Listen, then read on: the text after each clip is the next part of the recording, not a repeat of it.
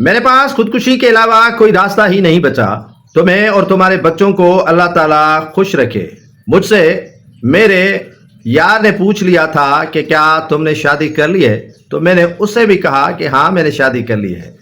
یہ وہ شخص ہے جو کبھی کسی زمانے میں مخالفین کو للکارتا تھا اور ایک ہی شخص بچا تھا پورے ڈسٹرکٹ نواب شاہ میں جو پاکستان پیپلز پارٹی کے سامنے کھڑا تھا.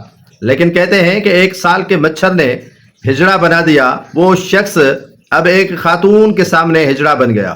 ایک خاتون کے سامنے خودکشی اور بے بسی کی تصاویر لہراتا نظر آیا. وہ شخص جو ایک خاتون کی وجہ سے خودکشی کرنے پر آمادہ ہو گیا ہے، آخر اس کے وجوہات کیا ہیں؟ کیا یہ آڈیو جو سابق صوبائی صلاح کار اور سردار علی گوہر میر کے پگمٹ یار رئیس غلام رسول انڑ، جس کا تعلق ضلع بے نظیر آباد یعنی نواب شاہ سے ہے، وہ اب تو پیپلز پارٹی میں نہیں ہے اور نہ ہی پیپلز پارٹی میں کبھی رہے ہیں. سیاست اور ذاتی زندگی الگ سلگ ہے. لیکن کس نے مشورہ ان کو دیا کہ وہ رضیہ لاشاری خاتون سے شادی کرے؟ اگر وہ شادی سے انکار کر رہی تھی تو یہ ممر شخص خودکشی کرنے پر طلوع ہوا تھا، اور خودکشی اسی لیے کر رہا تھا کیونکہ وہ خاتون اس سے شادی نہیں کرنا چاہتی تھی.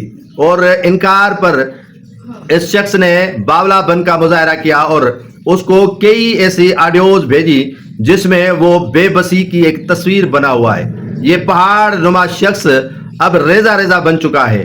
اب ریزہ ریزہ اسی لیے بنا ہے کیونکہ حضرت علی کا قول ہے کہ یہ خواتین بچھو کے مانند ہے، ان کے ڈنگ میں بھی لذت ہوا کرتی ہے.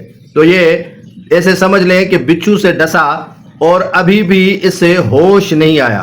اس نے کرائے کا مکان اس کو لے کر دیا اور اسے بڑے بڑے سہانے خواب دکھائے. اسے غالباً کوئی مخصوص نشست بھی دلانے کی کوشش کی، لیکن سارے راز غلام رسول انڑ کے اسی آڈیو نے افشاں کر دیے.